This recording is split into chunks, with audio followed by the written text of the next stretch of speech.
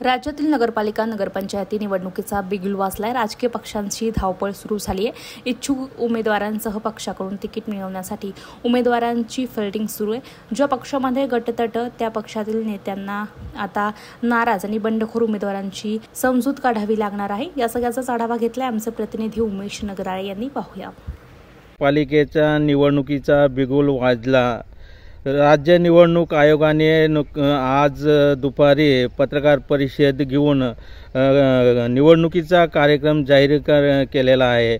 10 नोव्हेंबरपासून नामनिर्देशन पत्र दाखल करण्याला सुरुवात होणार असून 2 डिसेंबर रोजी मतदानाची तारीख जाहीर करण्यात आलेली आहे। नामनिर्देशन पत्र दाखल करणे 10 नोव्हेंबरपासून तर 17 नोव्हेंबरपर्यंत नामनिर्देशन पत्र दाखल करण्यात येणार आहे। 21 नोव्हेंबरला माघार आहे। ज्या ठिकाणी आक्षेप घेतला गेलेला असेल त्या ठिकाणी 25 नोव्हेंबरपर्यंत माघारी घेण्यात येणार आहे। 3 तारखेला मतमोजणी होणार आहे। चोपडा नगर परिषदेचा विचार केला आपण तर 15 प्रभागामधून एकूण 31 नगरसेवक आणि लोकनियुक्त नगर अध्यक्ष असे निवडून द्यायचे आहे। 10 नोव्हेंबरपासून नामनिर्देशन पत्र दाखल करण्याची तारीख असल्याने सर्वच पक्षातील उमेदवारांची चाचपणी करण्यापासून तर नगराध्यक्ष पदासाठी उमेदवारी घोषित करण्यापर्यंत सगळ्यांची आता धावपळ उडणार आहे। चोपडा नगर परिषदेचा आपण विचार केला तर गेल्या 4 वर्षापासून प्रशासक म्हणून कार्यकाळ सुरू होता, परंतु आता कार्यक्रम जाहीर झाल्याने डिसेंबरमध्ये लोकप्रतिनिधी येऊन चोपडा नगरपालिकेवर कोणाचा झेंडा फडकतो हे आपल्याला लवकरच कळेल। परंतु आपण जर आता पाहिलं तर इच्छुक उमेदवार आणि माजी जे नगरसेवक आहे आता ते किती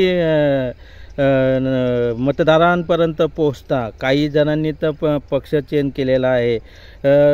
सोयीनुसार पक्ष चेंज करून आपल्याला तिकीट मिळेल या अपेक्षाने प्रभागमध्ये फिरत आहे, परंतु मतदार देखील आता सुज्ञ झालेला आहे। कुठला नगरसेवक हा आपल्याला 5 वर्षापर्यंत आपल्या वार्डामध्ये किंवा आपल्या भागामध्ये विकास करेल असा उमेदवार देखील तो निवडून देईल अशी मतदार आता सुज्ञ झालेला आहे। गेल्या 4 वर्ष प्रशासकाचा जे अनुभव त्यांनी अनुभवलेला आहे आणि नगरसेवक आणि नगराध्यक्षांचा कार्यकाळ देखील त्यांनी पाहिलेला आहे। त्यामुळे येणारा काळ जो आहे तो एकदम अटीतटीचा राहणार आहे। सर्वच पक्षांमध्ये आता गट असल्याकारणाने आता नाराज जे बंडखोर उमेदवार आहेत त्यांची समजूत काढण्यासाठी देखील राजकीय नेत्यांना त्या मनधरणी करण्यासाठी त्यांना देखील तारेवरची कसरत करण्यात येणार आहे। प्रशासकीय यंत्रणा बऱ्याच दिवसापासून कामाला लागलेली होती।